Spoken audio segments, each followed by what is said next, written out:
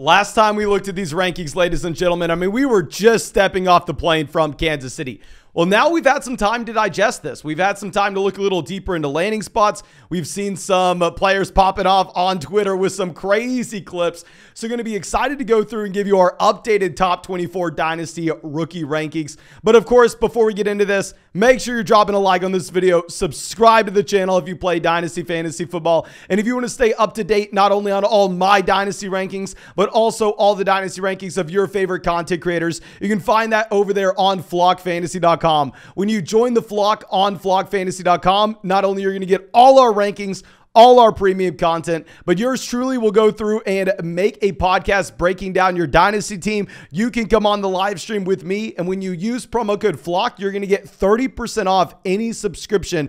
And with promo code FLOCK, you are possibly going to be getting some exclusive merch going your way this next week, which I am very excited about.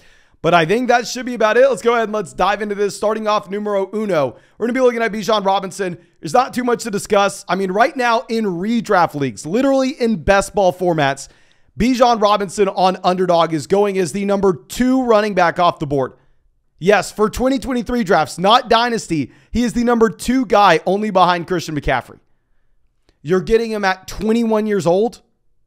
He's running routes out there with Jamar Chase in practice. Like, this man is exciting. They're going to try to lead the NFL in rushing attempts with Bijan Robinson this next year. I mean, and if the redraft community is telling us he's the second best option for 2023, and we get that player for the next 5 to 6 years, it's hard to find someone more valuable than that. Dropping down to tier 2, we're going to go ahead. We're going to take Bryce Young, Anthony Richardson. So if you are just looking for the highest ceiling possible, right? Richardson's the pick. Like right now, if you're looking at redraft leagues like on Underdog, you actually have Anthony Richardson going like 5 to 6 rounds, usually ahead of Bryce Young on Underdog in drafts right now for 2023. But specifically in 12-team Superflex Dynasty leagues, even if Bryce Young maybe projects to score fewer points this next year, I think that Bryce Young gives you just a safer overall profile going forward. Now, if you were playing in a 1 quarterback format, and if you pull up my 1 quarterback rankings on flockfantasy.com, Anthony Richardson there would be my quarterback 1 overall, as he would be as my number 1 rookie in 2023 in best ball formats, because he has the highest ceiling possible. But if we were just looking for the overall security that we're going to have for the foreseeable future, I am going to go with the number 1 overall pick in Bryce Young in that instance. Now, dropping down to our 3rd tier, yes, we've moved CJ Stroud down to tier 3. And a big reason for this is I've already done a lot of my own Dynasty rookie drafts, right? And I see where these guys are going. You are seeing more and more Jahmyr Gibbs, Jackson Smith-Njigba sneaking ahead of CJ Stroud here. I really don't understand the thought process on this. Like, I still have Stroud clearly ahead of these 2 other guys, given the fact that, hell, if you look at 12-team Dynasty Superflex startups right now, if you have a quarterback that you can feel very confident about, that guy goes immediately as a top 15 pick overall. Like, if you have a quarterback that proves to be a talented option early on, that guy is locked and loaded as a 2nd-round starter pick, because it is almost impossible to find a quarterback that we feel comfortable building our team around in Dynasty. So if CJ Stroud, the number 2 overall pick in the NFL draft, has that kind of possibility, I'm going to go ahead. I'm going to take him over Gibbs and Jackson Smith-Njigba. And that if you just look at how many quarterbacks in Dynasty startups right now go before the number 2 running back off the board, I think you have to go with the QB value. Now, one thing that I am changing here is I'm going to go ahead. I'm going to take Jahmyr Gibbs at 5. If I'm going to be looking at Jahmyr Gibbs, yes, I initially had him behind Jackson Smith-Njigba. But if we're going to be fair, this is a running back that is behind one of the best offensive lines in the NFL. He's one of the best passing down running backs that we've seen in years in the NFL draft. And on top of this, with Jahmyr Gibbs, he's an elite athlete.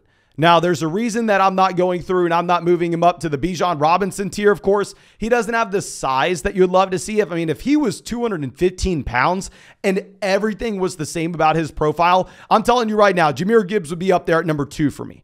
But it is just a little concerning when you have the size red flag. But right now, from a redraft perspective, like in underdog drafts, the man's actually going as a 3rd-round pick. So you're seeing that the redraft community is very excited about him producing right away. And then obviously, if you're a 21-year-old running back, you're going to project well in dynasty leagues for the long term.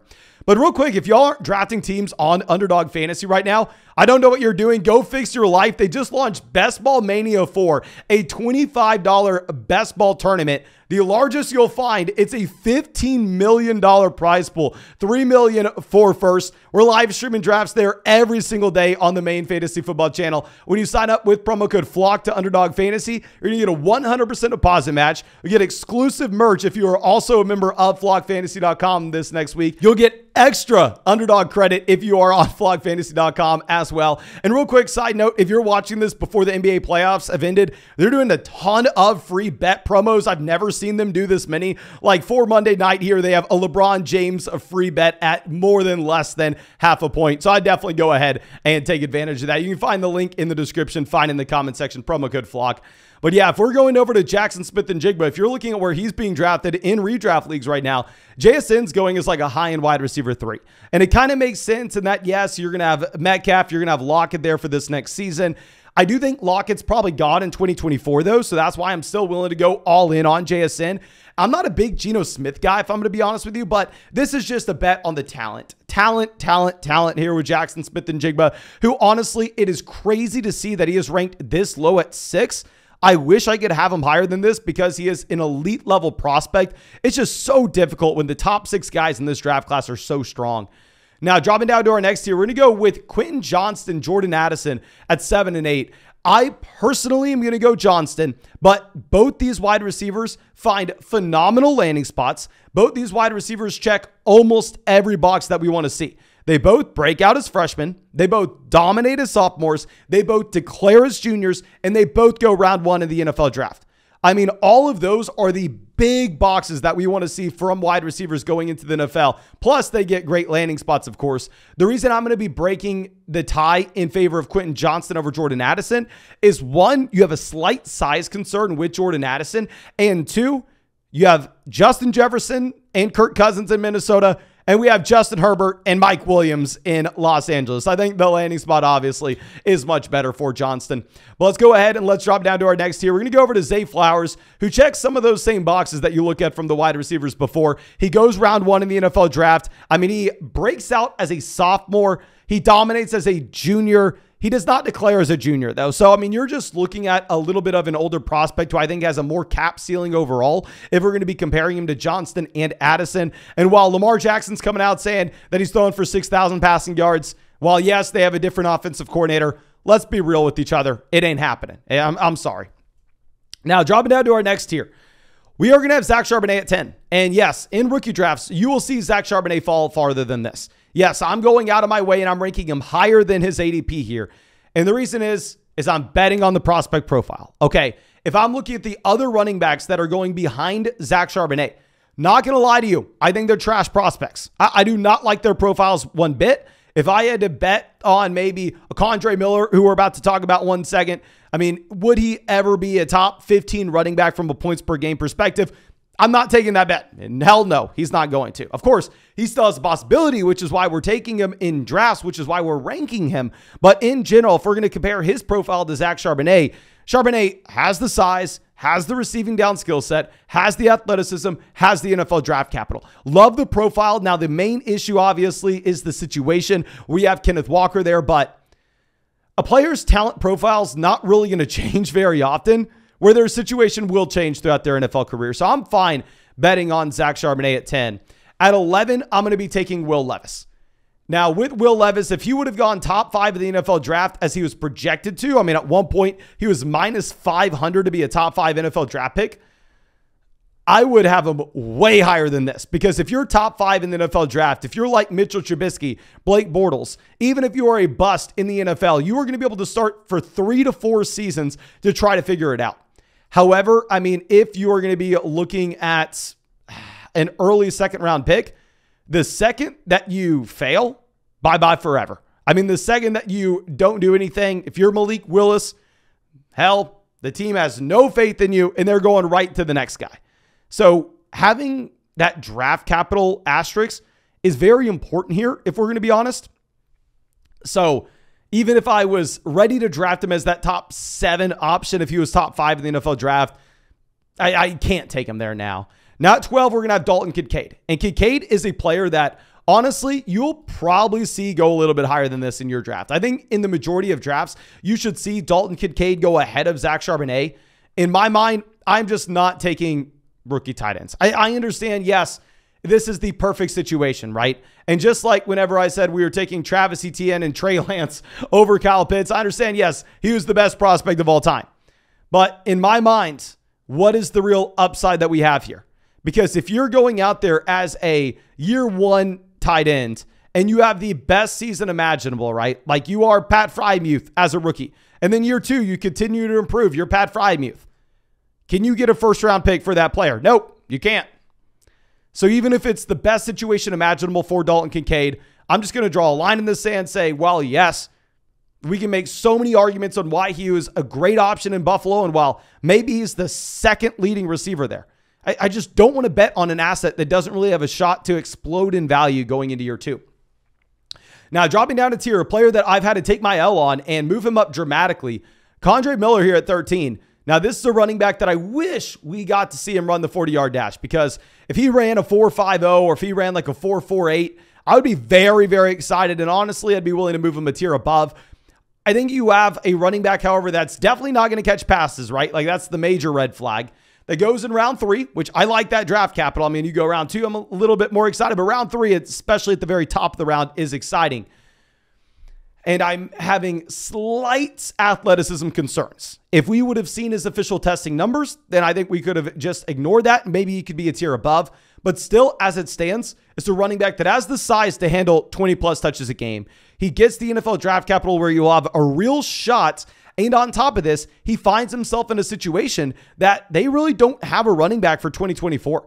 I mean, I think Alvin Kamara is probably going to be on the way out. And yes, Jamal Williams just goes through and signs that deal with the New Orleans Saints this offseason. But still, if you're going to look at Jamal Williams, this man will be 29 years old in 2024.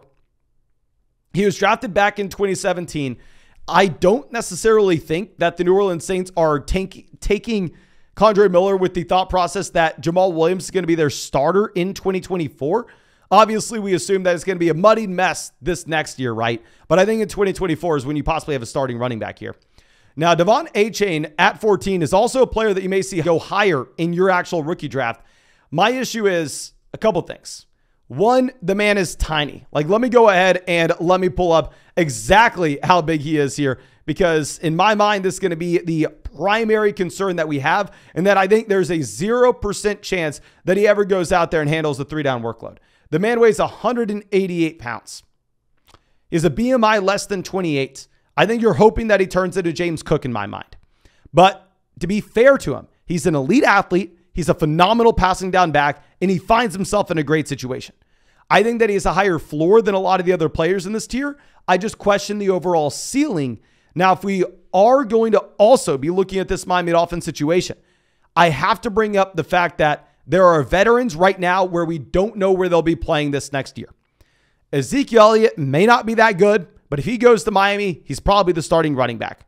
Leonard Fournette may not be that good, but if he goes to Miami, he's probably the starting running back. Kareem Hunt, same situation.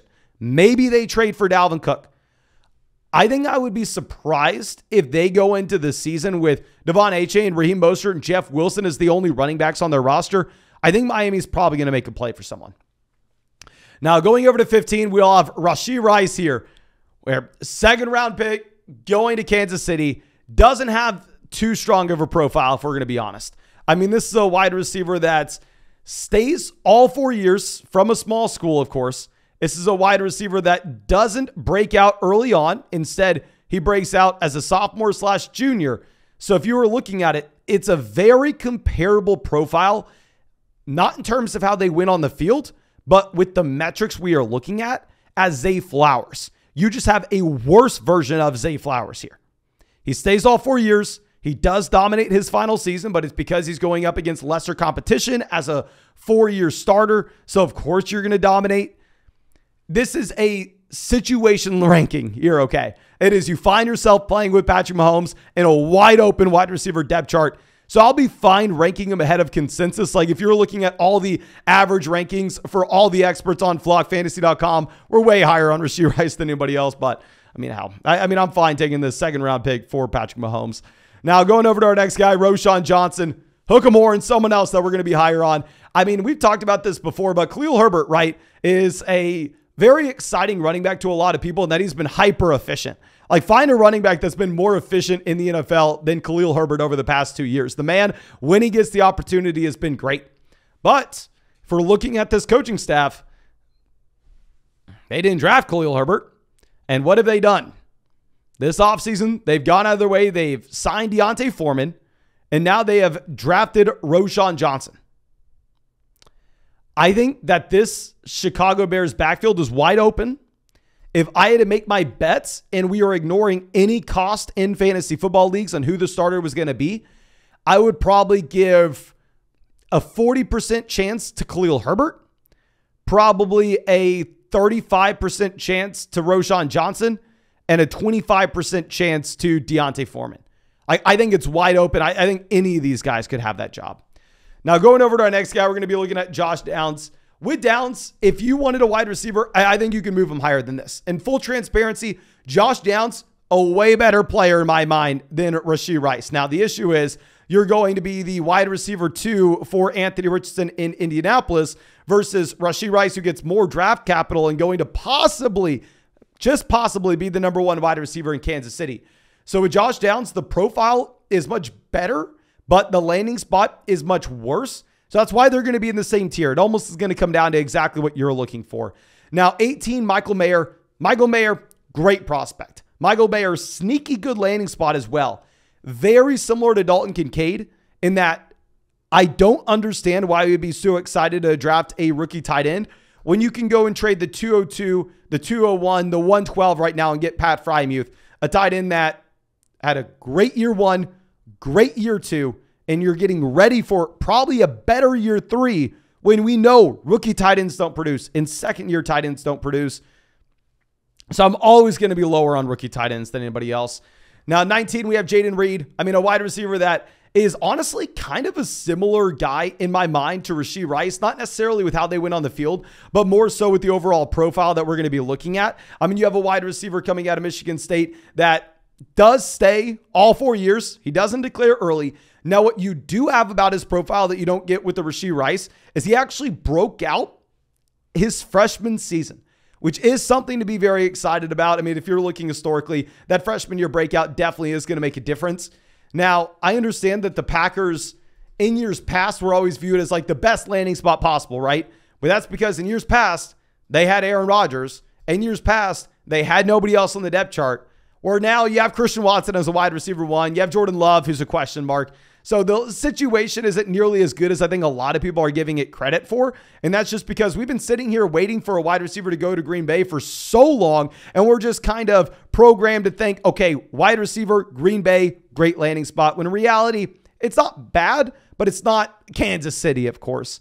Now, going over to our next guy, we're going to have Hendon Hooker at 20, who's not going to be ready year 1 probably, who at the same time is most likely never going to turn into anything, right? But very similar to how we are drafting Jalen Hurts everywhere in 2020 in 12-team Superflex rookie drafts. And I'm not saying Hendon Hooker is Jalen Hurts. Of course, I'm not saying that. But whenever I get the opportunity to draft a quarterback with rushing upside that went day 2 of the NFL draft, in the middle to the end of second round of 12-team Superflex rookie drafts, that is a pick that I'm willing to make, knowing very well that most likely it's not going to work out. But if it does, he has an elite level ceiling from a fantasy football perspective because that rushing upside. So Hendon Hooker, most likely he's bad. Most likely it's a Malik Willis type situation. However, I'm willing to just go through and take the shot because the upside that you're going to get with him versus like Tajay Spears, for instance, with our next guy, I mean, it's just so wildly different. And that with Tajay Spears, right? I think you could see him most likely making an impact at some point. The primary question is exactly what kind of impact is that? Because the BMI 28.8, he's not particularly that athletic. He's not a great pass catcher. He goes round 3 of the NFL draft. I think that with Spears, you could definitely have a running back that makes an impact. I just don't necessarily think like he has it as a possibility to ever turn into like a top 5 or maybe even top 10 guy at the position. Now, Marvin Mims, 22, is a prospect that I actually really like. If you look at our prospect model, Marvin Mims is going to score a lot higher than these other guys like Jaden Reed. I mean, he's going to score a lot higher than Rashee Rice. Obviously, the issue is just the landing spot. You're going over to Denver with the very crowded wide receiver room with what last year was very bad quarterback play. Also, the thing is, if we're ranking Marvin Mims here at 22 and people are following these rankings, they can still get Marvin Mims in a lot of drafts because just in general, people aren't excited about him. Now, Tank Bigsby, 23, in my mind, kind of similar to Tajay Spears. The difference is, while I would prefer Bigsby as a prospect, Tajay Spears obviously has a 29-year-old running back ahead of him, whereas Tank Bigsby has Travis Etienne stepping into his prime ahead of him. So it's just more so like, okay, well, these are backup running backs in my mind who has the higher probability of getting an opportunity over the next 2 years, and that would be Spears over Bigsby, even though I honestly like Bigsby more as a player. Now, our last guy is going to be Cedric Tillman. Yes, we will put Cedric Tillman ahead of Jonathan Mingo. I mean, with Tillman, kind of a similar profile, a 4-year player. It never was super good, but I mean, checks a lot of boxes. Now, I do want to talk about Jonathan Mingo because I understand that he is going to be significantly higher for most people than he will be for me.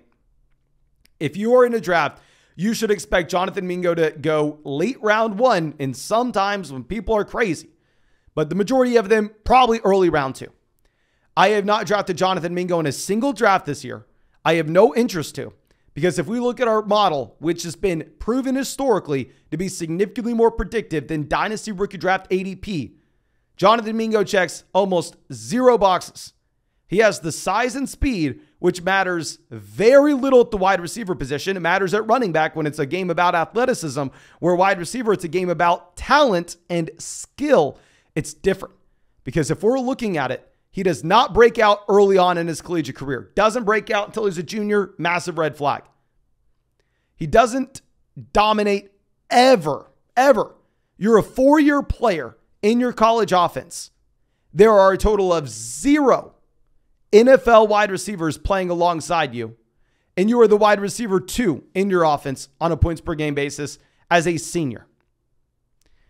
If you're going to blame it on the quarterback with Jonathan Mingo, hell, the other wide receivers in that same wide receiver room, when Jonathan Mingo wasn't the wide receiver 1 overall, had the same quarterback.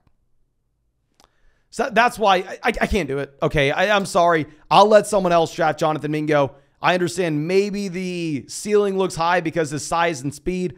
Just if you've historically chased size and speed at the wide receiver position over all else, it hasn't worked out for you. But I think that's all I have for you. Again, thank you so much for being a member of the flock and supporting the channel. If you have not done so already, go down there, drop a like, subscribe to the channel if you play fantasy football. And if you want to get access to all my Dynasty rankings, constantly updated, all our premium content, you can find that on flockfantasy.com. Sign up with promo code FLOCK. That way you're going to get 30% off any subscription. And yours truly will go through and break down your team in a podcast. But thank you so much again, ladies and gentlemen. I really do appreciate you and really hope you have a great day.